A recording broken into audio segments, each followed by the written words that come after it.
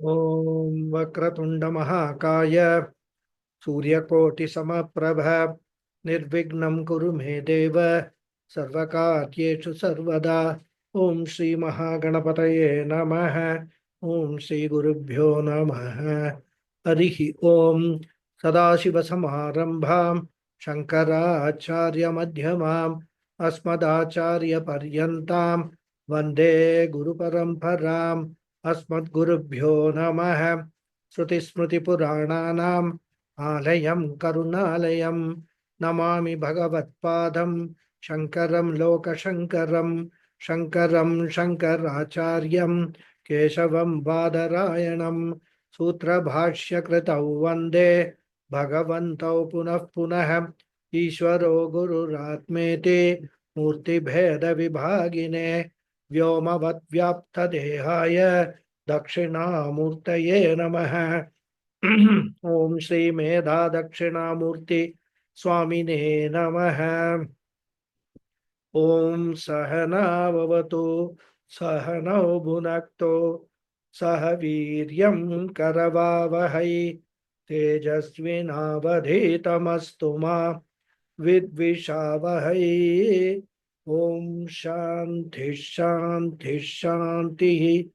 हरिः ओम। श्री गुरुभ्यो नमः। हरिः ओम।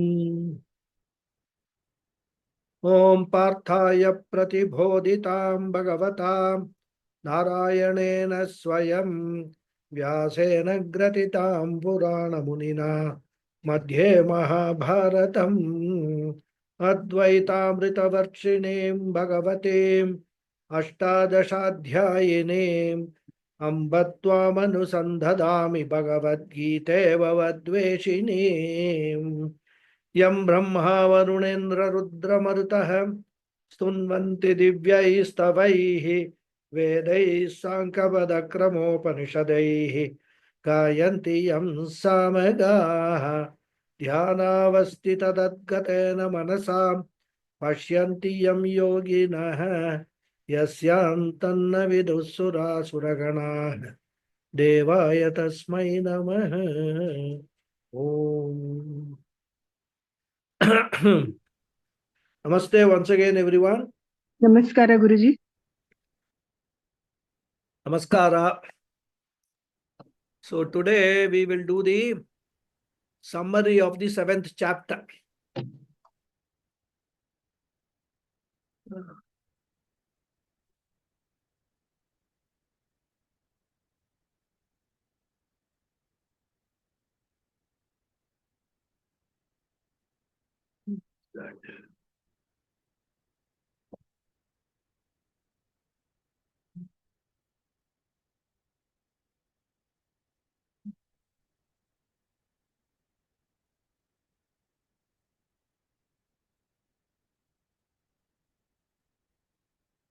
I don't know where my notes of the summary went. 1 minute. Give me a second. Yeah. So,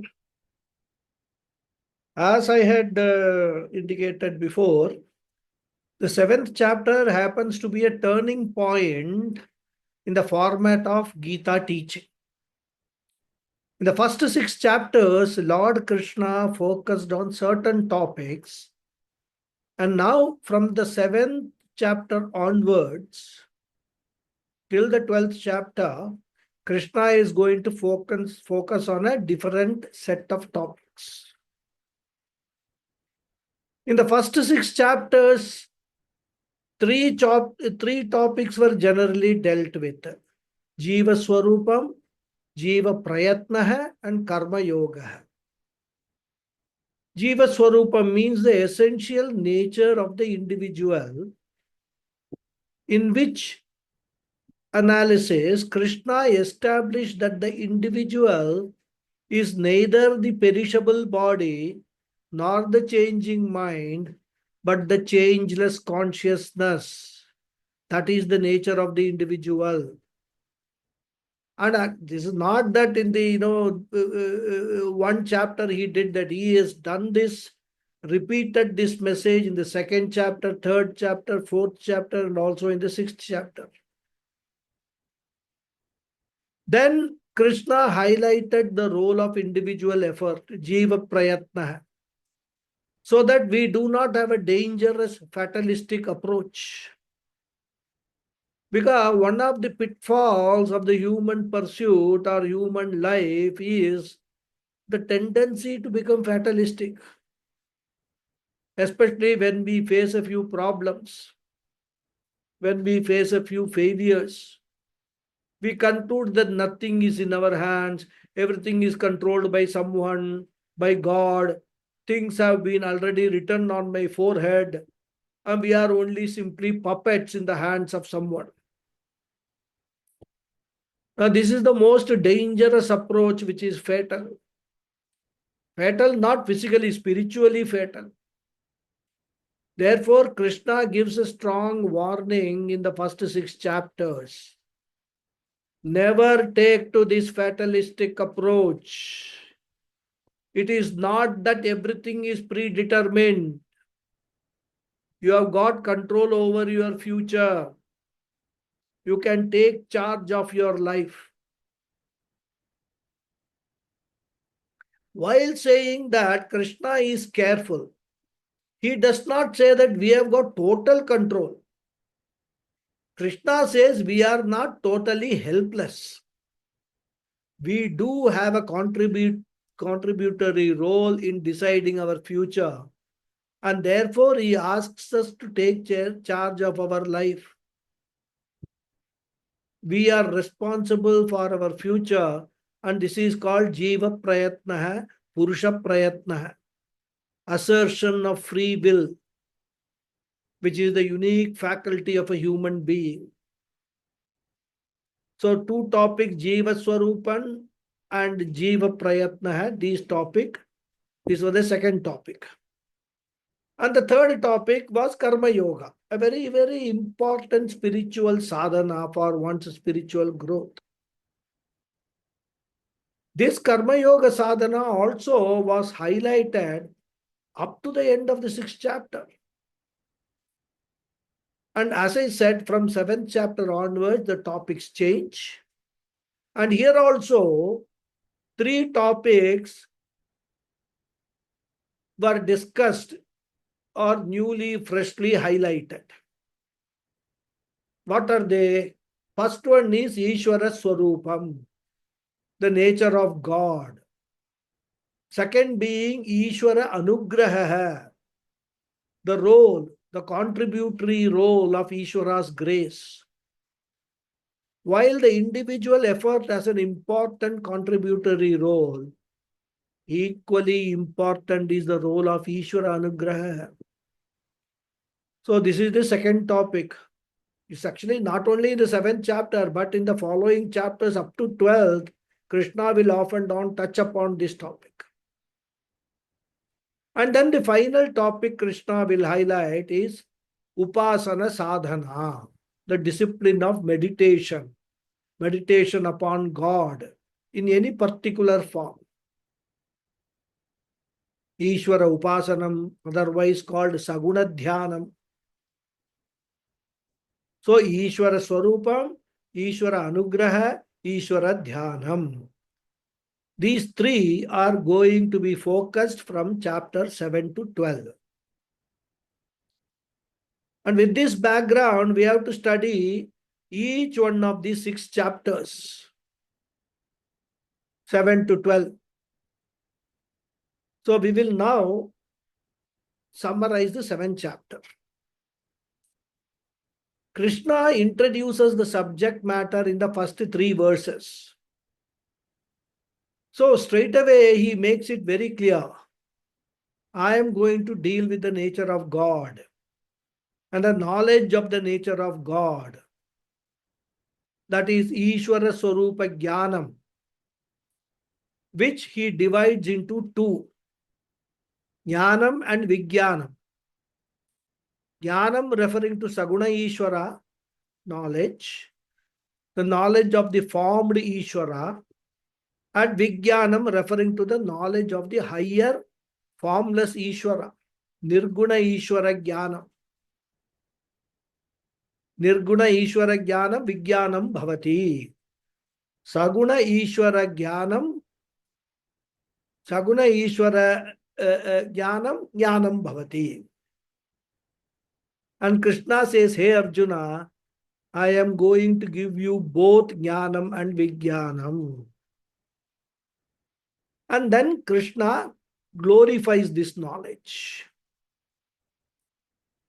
He wants, do not approach this knowledge as a time pass. Do not take this knowledge as something to be acquired during spare time. It is not a hobby. Take it seriously because it is a very, very rare knowledge. Very, very valuable knowledge. In fact, it is a liberating knowledge.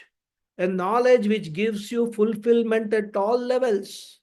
Emotional fulfillment as well as intellectual fulfillment.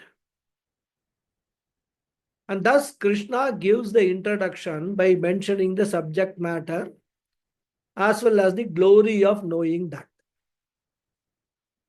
So having introduced in the first three verses, from fourth verse onwards up to the 12th verse, Krishna discusses the main topic of this chapter as well as the following 5 chapters. Ishvara Swarupam, which is a very, very important subject matter.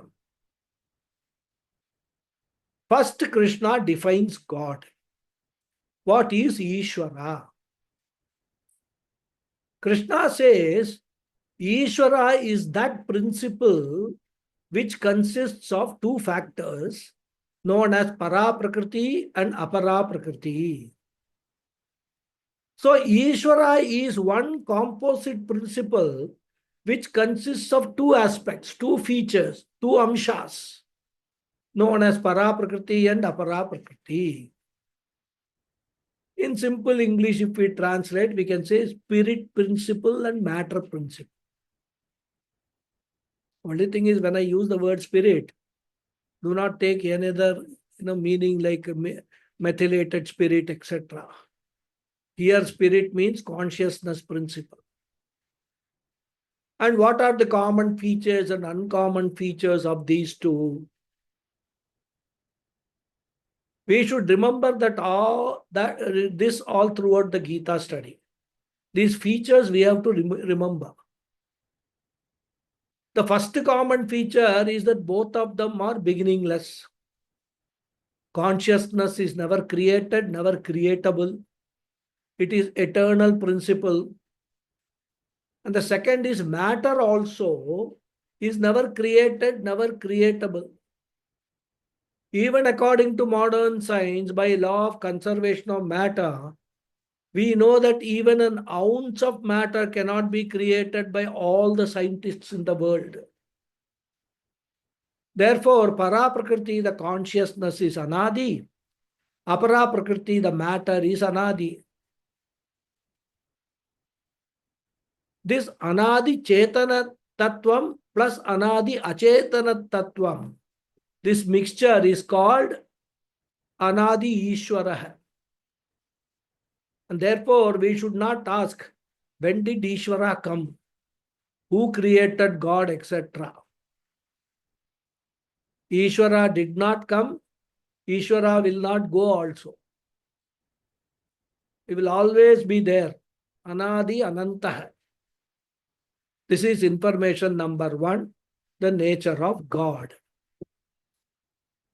Then Krishna gives an additional and important knowledge, and that is Ishvara, who is a mixture of Para and Apara Prakriti, is the cause of the entire universe. In fact, this Ishvara alone has evolved into the universe. This Ishvara alone manifests as the universe.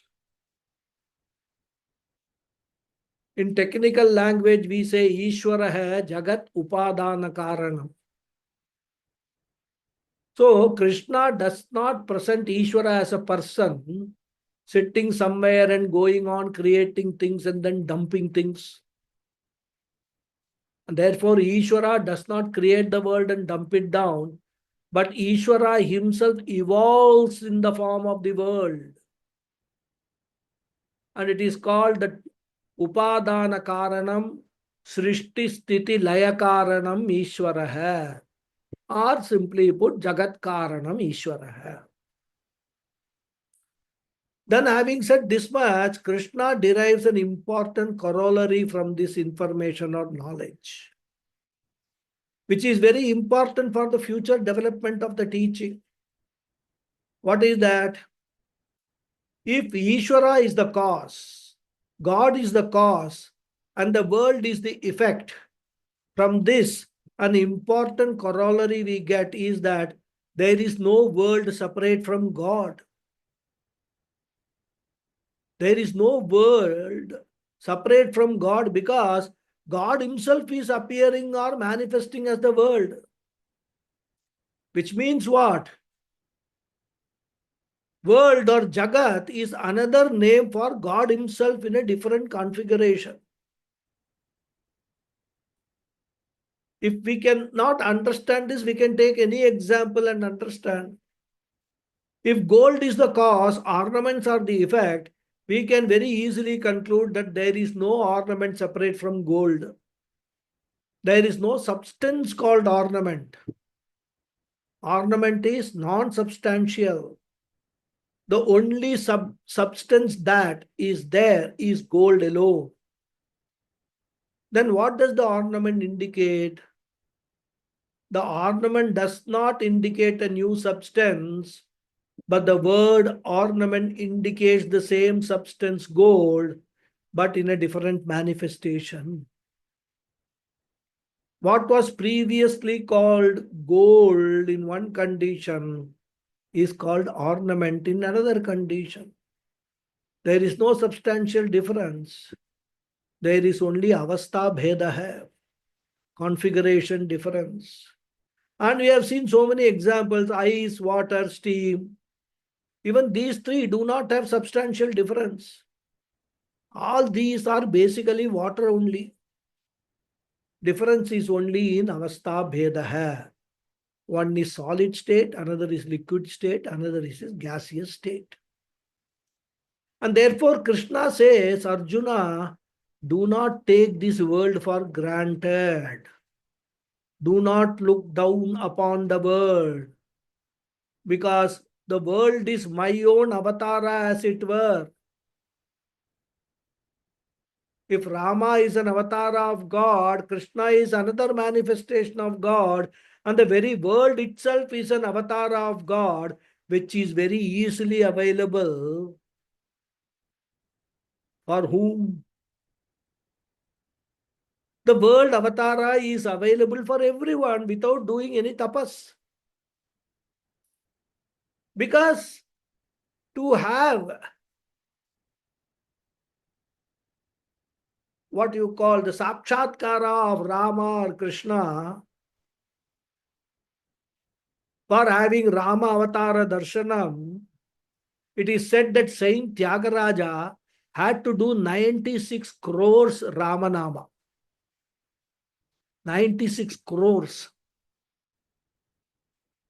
So to have this darshanam of these avatars, you have to do a lot of tapas.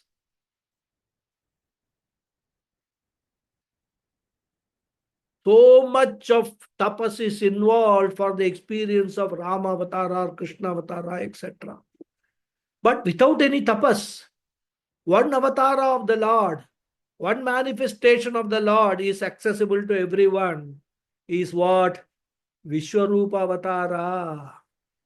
God in the form of the world. That is called Vishwarupa avatara. And therefore Krishna said, when you look upon the world, if you remember this fact that God alone is appearing as the world, then you look at the world as divinity. It is no more a secular world. It is no more a mundane world, but it is a divine world. And therefore he said in the 8th sloka, Rasohamapsu kaunteya prabhasmi shashi suryayoho pranava sarva vedeshu shabdakhe paurusham nrishu.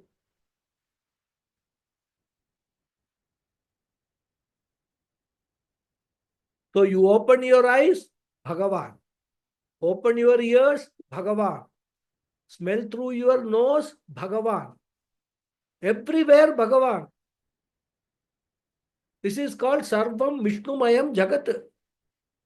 If you are a Shiva Bhakta, of course, Shiva Bhaktas don't have a problem, but if you have a problem, you can say Sarvam Shivamayam Jagat. That's all.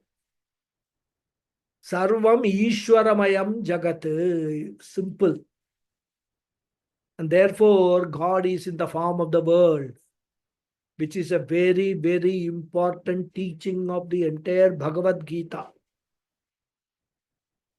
We must always remember this throughout the Gita, throughout our life, in our daily life. If we remember this, our view of the world, our view of the people around us, our view of everything that is going around us will be different. It will change. And then comes another technically important understanding. What is that? If the world is manifestation of God, the world also must consist of para and apara prakriti. Because if Ishvara is a mixture of the two, the world also must be mixture of the two. And therefore, what is apara prakriti and what is para prakriti here? Krishna says very simple. Whatever you experience is apara prakriti, matter only. The world is matter. Apara prakriti, the body is matter. That is also apara prakriti. And that is why biochemistry is possible. Now, all this entire medical field, what is it all about? This allopathy, all biochemistry. All our compounds and mixtures and chemicals are the medicines which are necessary for to cure the imbalances, chemical imbalances within our body. Because any disease is nothing but a chemical imbalance. Outside it is chemistry, the same chemicals inside become biochemistry. That's the only difference. So world is apara prakriti, body is apara prakriti, even mind is apara prakriti. Because mind is also a subtle matter only. And that is why change in body chemistry can affect your psychological condition also. All interconnected. And that is why psychiatrists often offer chemical medicine for problems like depression. Even though depression is an emotional problem, they give chemical compounds because they have proved that a difference, a change in biochemistry can change your emotion.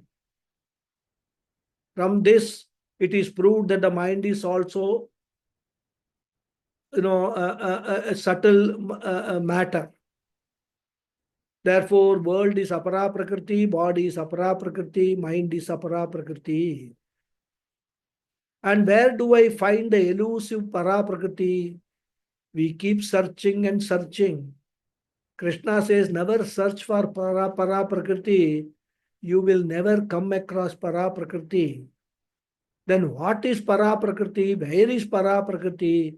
The very searcher, the very I, the experiencer of the world, the experiencer of the body, experiencer of the mind, that I, the observer, consciousness principle is para prakriti. Jiva bhutam mahabaho yaya idam dharyate jagat. So when the consciousness obtains before creation evolves, it is called Paramatma. When the same consciousness is available after creation comes in our body, the very same consciousness is called Jivatma. Srishte purvam paramatma, srishte anantaram Jivatma iti uchyate. Consciousness is ever the same. Only the name difference we give. So this is the Ishvara Swarupam discussed from verse number 4 to 12. Then verse number 13 to 19, Krishna deals with the topic of samsara karanam or samsara parihara. What is the cause of human misery? The cause of human worries, human anxieties, human fear. In simple language, all this put together, we call it samsara. And not only he diagnoses the disease, but he also gives the tablet, the medicine. He administers antibiotics. What is the cause of samsara? Krishna says when the Lord or the world is available in the form of apara prakriti, the matter principle, and in the form of para prakriti consciousness, we human beings are preoccupied only with apara prakriti. We completely spend our time, our life in the pursuit of apara prakriti. We heavily lean upon apara prakriti for our security, for our happiness, for our fulfillment. Unfortunately, we are depending on the apara prakriti or material aspect of the world. You may ask what is wrong in that. The problem is apara prakriti by nature being matter is ever changing. Apara prakriti will never remain steadily. Any part of apara prakriti, let it be body, let it be mind, let it be anything in the world, it can never remain the same. It is heavily fluctuating. Fluctuation means I can never keep the ideal condition all the time.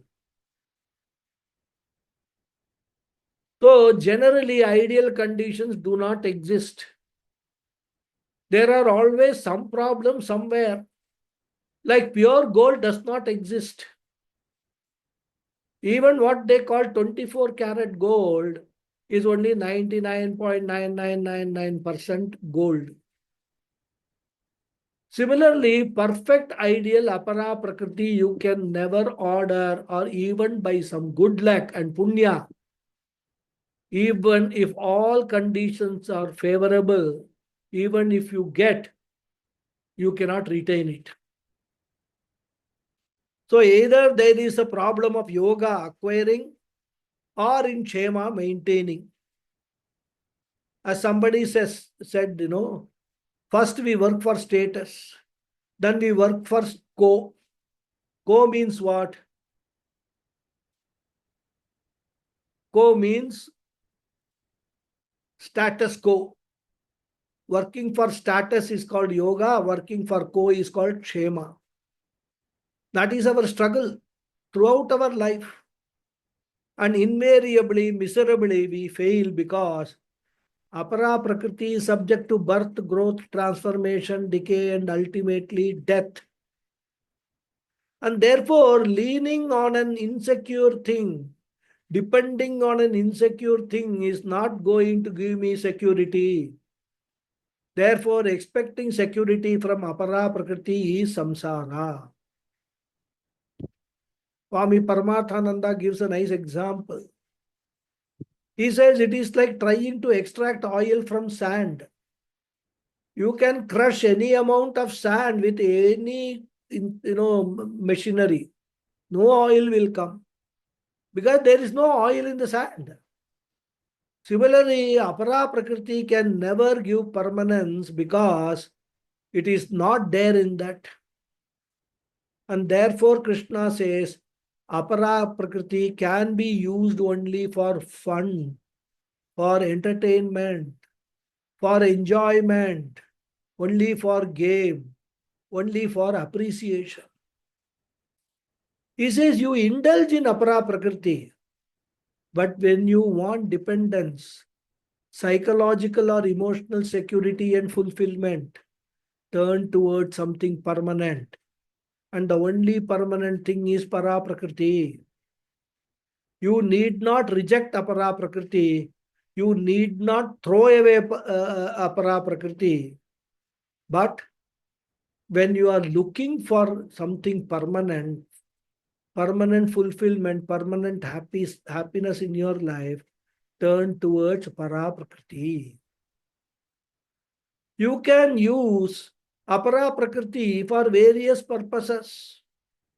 Like, for example, I think I gave you an example of a beautifully decorated cardboard chair.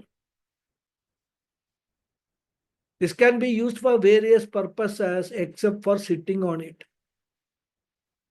You can keep it in your showcase, you can give it as a wedding gift. Except one thing, what? Do not sit over that chair. Similarly, use apara prakriti for sport. Use para prakriti for fulfillment and security. This is the secret solution to the problem of samsara, which people do not know, and therefore they are trapped. And this is what Krishna says in the 13th sloka. Tribhir gunamayair bhavaihi ye vihi sarvamidam jagat mohitam nabhijanati mamebhyah paramavyayam. So he says, Nabhijanati mamebhyah paramavyayam means they do not know the para prakriti source alone can provide security. The apara prakriti source is useful. Use it, but do not ask for security from apara prakriti. So then what is the remedy for this problem? Krishna presents the remedy as surrender unto me. देवी ह्येषा गुणमयी मम माया दुरत्यया मामेव ये प्रबध्यन्ते मायामेतां तरन्ति ते. So he presents praptihi, sharanagatihi, bhaktihi as the remedy. Mameva ye prabadhyante, he says. And when we say bhakti is the remedy, we should very carefully understand.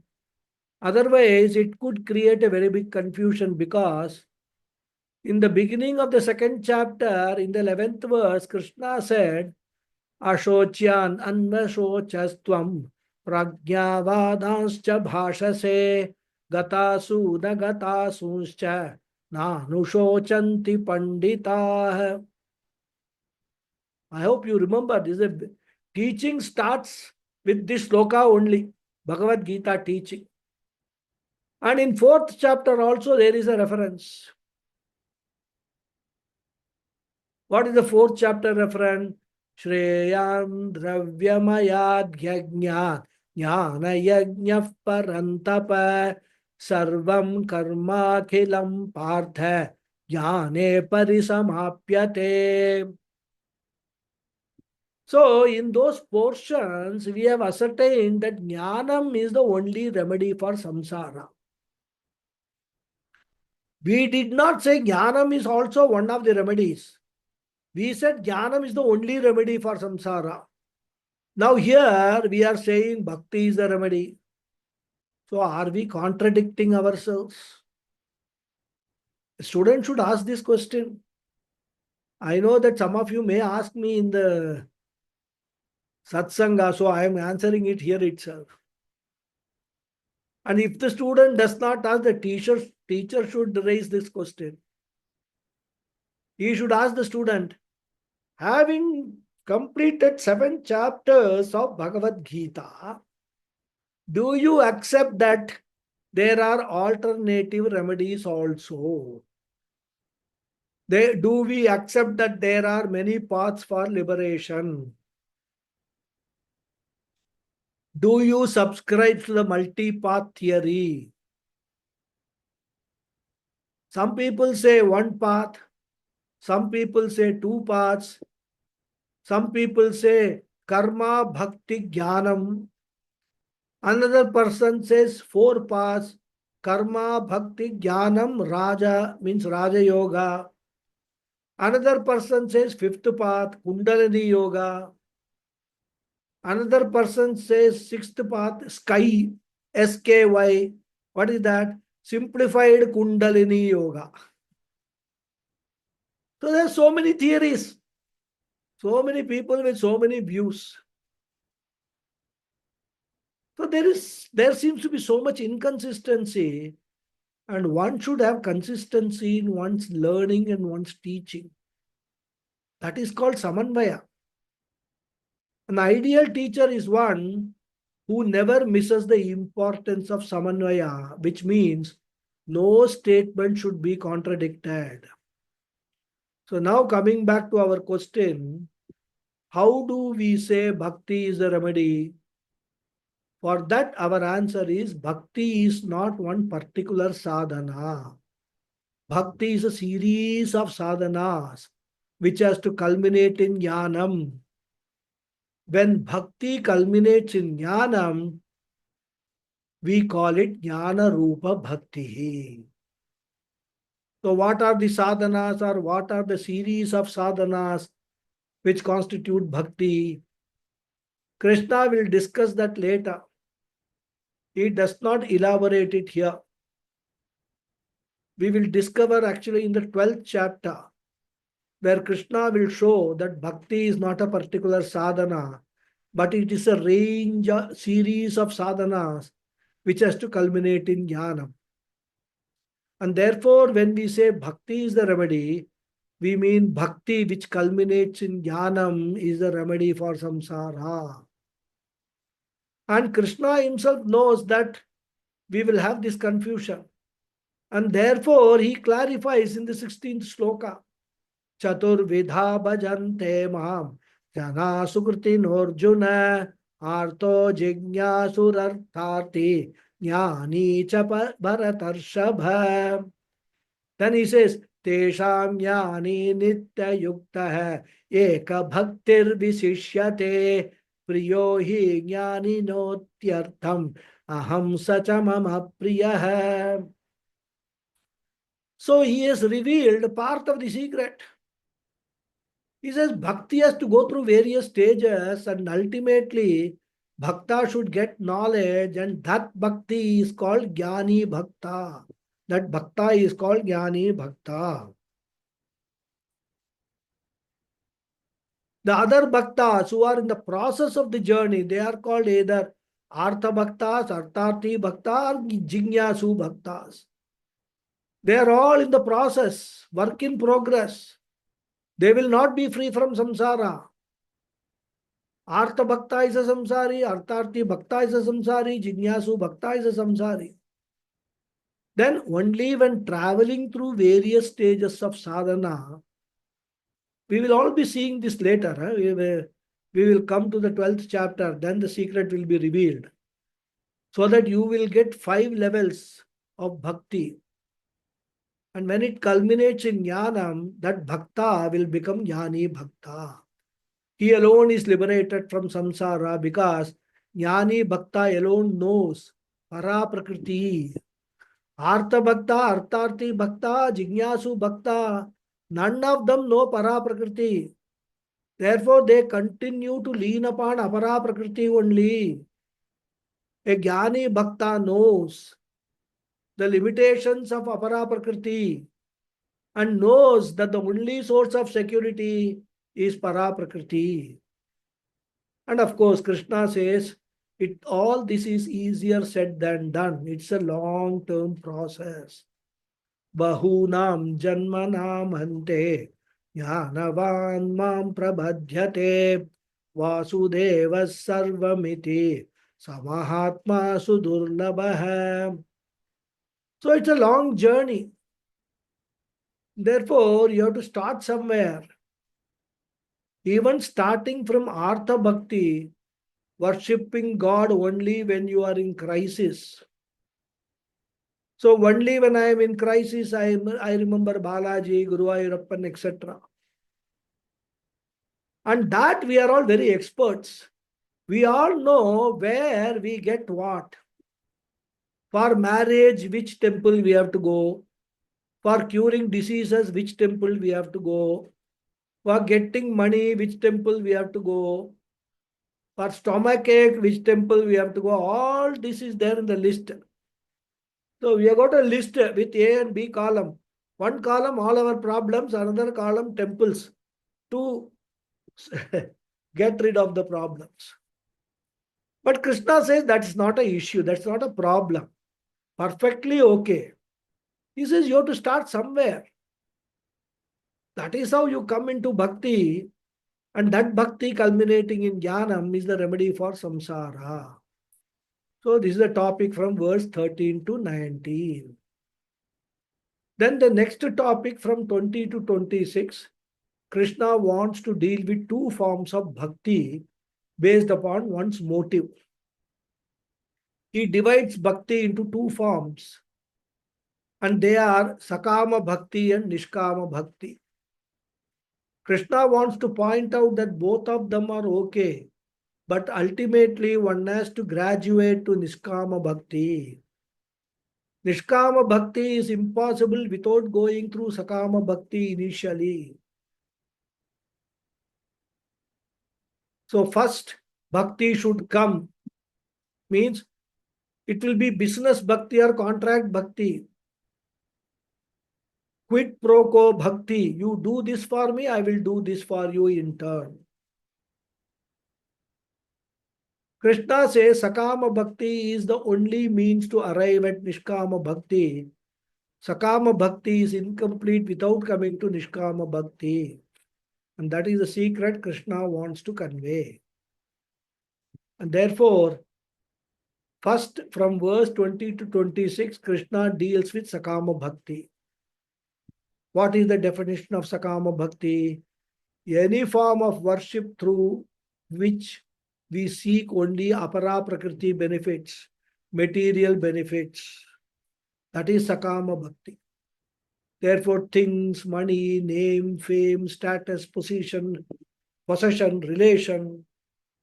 In fact, everything that we generally ask comes under apara prakriti. We can understand in different way. Whatever is subject to arrival and departure is apara prakriti. And any form of worship done for the accomplishment of these material ends, which are called in the Shastras Dharma Artha Kamaha, or in Upanishadic language Preyaha, is Sakama Bhakti. And Krishna talks about the brighter side of Sakama Bhakti as well as the darker side. What is the brighter side? Sakama Bhakti is not sinful. It is not papam. You need not feel bad. If you are a Sakama Bhakta, you can go to any god and ask for anything in the world. And if the process you follow is pure and correct, your prayers will be answered. Therefore, the brighter side of Sakama Bhakti is not, it is not sinful. Then second is, Sakama Bhakti is always valid and fruitful. Bhagavan will answer your prayers if you have done Sakama Bhakti properly and if you do not have any obstacles for that. Bhagavan will bless. But if I have some obstacle, that's a different issue. But Sakama Bhakti on its own is valid and fruitful. These are the brighter aspect, positive aspects. Then what is the darker side? As I said before itself, all accomplishments belong to apara prakriti. Therefore, you can never permanently hold on to them. antavattu phalam tesham tadbhavati alpamed tadbhavati alpamedasam. He said, you cannot hold on to any apara prakriti gain. At any time, without any warning, it will leave you high and dry. And not only that, even before it actually leaves, because our mind is so imaginative that we will constantly think of the possible loss. We will keep worrying about the loss. Oh, you know, 2 months ago, my share portfolio was so much. Today, the whole index has come down. I have lost so much money. This is the big worry. Actually, there is no loss. It's all paper loss only. But people who are involved in such things, they keep on worrying. So even after gaining what we wanted, we do not enjoy. In fact, Pujya Swamiji gives a very nice example. He says, when you drink cola, especially children, he has observed this, is keen observation. When you drink Coca-Cola or something, with the straw, what you do, the children especially, they will keep looking down at the level of the cola in the bottle. They will go on sipping. They are enjoying it. But they will be worried when this whole thing is going to finish. They are worried that soon this enjoyment will end. So now you are sucking the cola, whatever is the taste, you are enjoying it.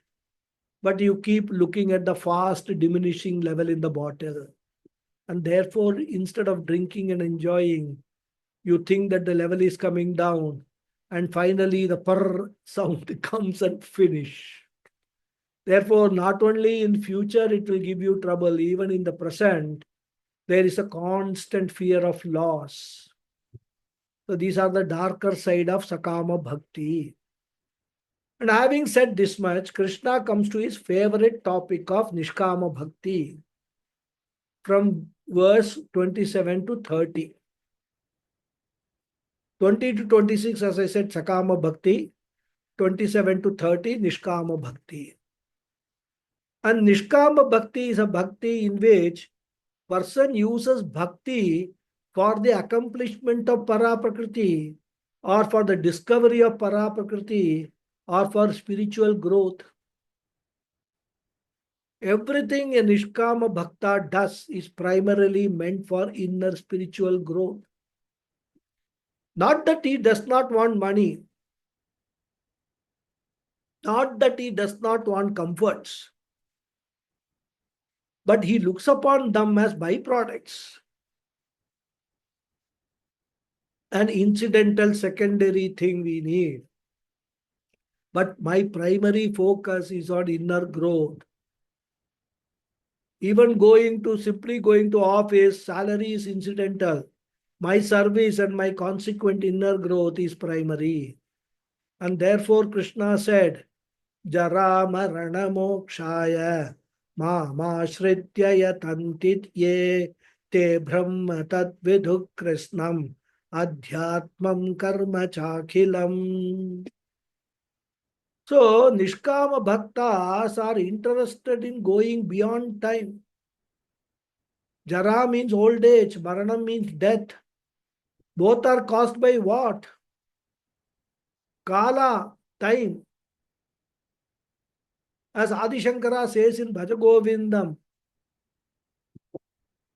Ma kuru dhanajana yauvana garvam hariti nimishat kala sarvam. Harati nimeshat kala sarvam. It is said in the Shastra, Kalo jagat bhakshaka hai. Therefore, going beyond Jara and Maranam, that is old age and death, is going beyond time. And the only thing beyond time is Paraprakriti. Therefore, moksha means discovery of Prakriti. And those who use bhakti for that discovery, they are called Nishkama Bhakta hai. And such Nishkama Bhakta will ultimately discover the Lord in his totality. That means they will discover, they will understand both Apara Prakriti and Para Prakriti. They will understand both Saguna and Nirguna Ishvara. They will understand both the matter and the spirit. And this is what Krishna hinted in the second chapter itself. Ubhayorapi drishtontah tvanayos tattvadarshibhihi. That is the tattvam. What is the tattvam? Knowledge of both Saguna, Nirguna, Brahma or Apara and Para Prakriti. And therefore Krishna wants to conclude by saying that Nishkama Bhakta will have total Ishvara Jnanam. But here Krishna does a small mischief. What is that? Instead of using the word Ishvara Jnanam consisting of Para and Apara Prakriti, Krishna uses a set of new technical words. He uses 6 of them. What are they? Karma, Brahma, Adhyatmam, Adhibhutam, Adidhaivam, Adhiyagyam. These 6 factors. In fact, the secret is that all 6 factors put together is Para Prakriti and Apara Prakriti only. So it is only Nama Bheda, Natu Vastu Bheda. But then Arjuna does not know these 6 factors, and we also do not know that they are only representing Para and Apara Prakriti. So Arjuna is lost, and that is what Krishna wants. Krishna is beautifully laying down the platform, the foundation for the 8th chapter, where Arjuna himself will ask, what are these things? You gave so many, some new terminologies you use. First time I am hearing, what are those things? And then Krishna will use the 8th chapter to reply. But the message, the lesson that we have to note is that Nishkama Bhakta will attain liberation. And with this, the 7th chapter is over. Chapter is called Jnana Vijnana Yoga because it deals with the knowledge of Ishvara, both in his Apara and Para Prakriti form. We will now say the prayers. Okay. Om Purnamadav Purnamidam Purnat Purnamudachyate Purnasya Purnamadhaya Purnameva Vasishyate Om Shanti Shanti Shanti Harihi Om Shri Gurubhyo Namaha Harihi Om. Dhanyavad hai everyone. Thank you very much. Thank you. Thank you very much. Harihi Om. Thank you, Thank Guruji. you, Guruji. Harihi Om. Thank you very much, Guruji. Namaskaram. धन्यवाद Namaskaram. Guruji. Thank you, Guruji. Thank you, Guruji. Thank you. Hari Om. Namaskaram. Thank you, Guruji. Hari Om. Hari Om. Thank you. Thank you. Thank you, Guruji. Namaskaram. Namaskaram. Thank you. Namaskaram, Guruji. Thank you very much. Hari Om. Guruji, I think I have asked this question not regarding any particular point on the thing, because when you did the chapter also, you explained very well, and this synopsis, the summary also has been very, very explanatory. But I know the mind is, at least my mind at this stage is very small to remember things on a day-to-day basis, except some very important, unforgettable, like the Vishwa itself is Bhagwan's avatara. And I think that's something very simple yet very powerful statement. And even if we can remember just that, every moment, every day of our life itself, it will be elevating and liberating. But the content of every chapter is that maybe it's just up to us probably to note down some bullet points. Just you glance at them every day and then okay, this is the content of this chapter. Is this something we need to do ourselves as students, I guess? You can make your own notes. Yes, Guruji. The notes are also turning out to be quite elaborate.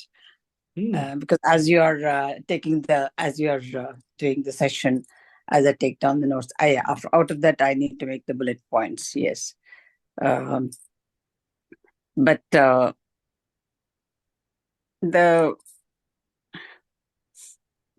by the time finally you get the grasp of something, and again you find something contradictory, like the jnana is the only way for liberation at one point, and then Krishna saying that bhakti and surrender is the one, and only so it shows that we have to just follow every chapter as carefully as the first chapter. Only then things will become clear, and not to be in a rush to understand the whole thing at once. Okay. Not just have some lot of things served on your plate, right? In a feast. You cannot just taste one thing and say, oh, this is good or bad. You have to see the whole feast and then say food was good or food was not good. So, yes. 18 chapters Krishna devotes only for that purpose. Yeah. We are all like Arjuna. We are not very capable of absorbing everything in a jiffy like that. It may happen. I mean, bahunam janmanam ante jnanam prabhadyate. It will happen. But we have to reach that stage. So and in this janma, this is happening. That's nothing less.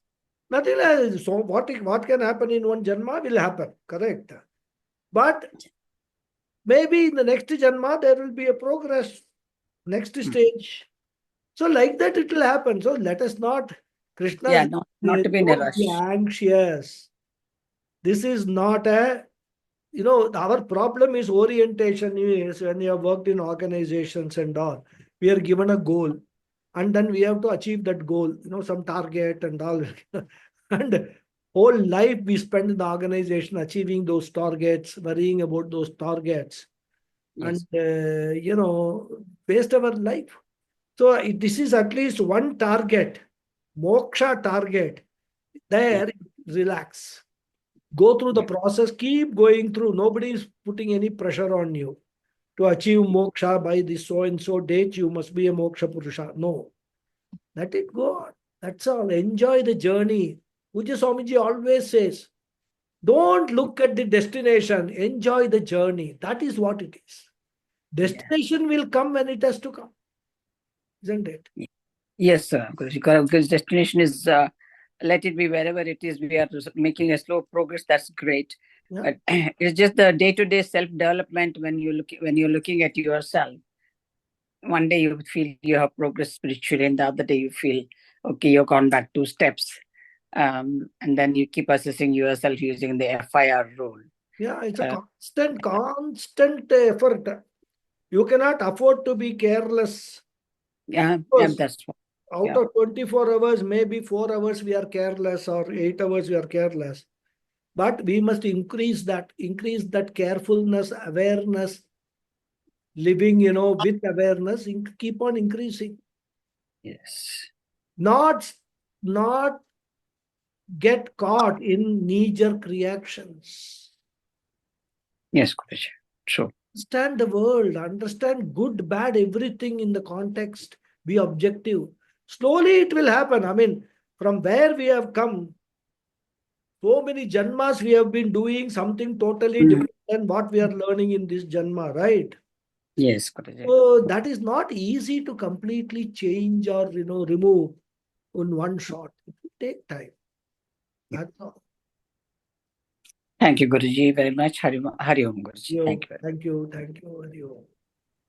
Namaskara, Guruji. Yes, Anjali ji. Yeah, Guruji, very, very nice summary. It's very enlightening.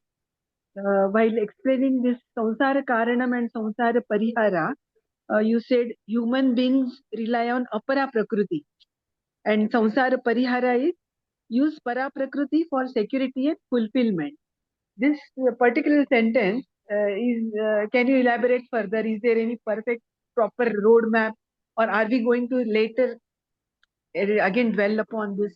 I just want It will be till the 18th chapter, we will be dwelling upon this only. Roadmap, Krishna himself will provide chapter after chapter. Okay. Okay. But the thing is very simple, basic logic we have to understand. If we are looking for permanent happiness, if we are looking for permanent fulfillment, then you have to, the source which can give you that, provide you also should be permanent. From an impermanent source, you cannot get permanent happiness and permanent fulfillment. Yes. So you look for what is that permanent source. Because we are today relying upon all impermanent sources, thinking that those impermanent sources will give us permanent happiness, which is not happening. So, step by step, we will go 8 chapter, 9 chapter. Okay. By one, Krishna will unravel the sadhanas which you have to follow. Step by step, he will guide you. Okay. Don't worry, we will see all that each chapter. Okay, Guruji. Yeah. Thank you. Continue with the classes, that's all. Yeah. Thank you. Okay, Hari Om. Anything else? Okay, we will close the session. Continue next week with the 8th chapter. Okay. Thank you, Guruji. Hari Om. Thank you. Thank you.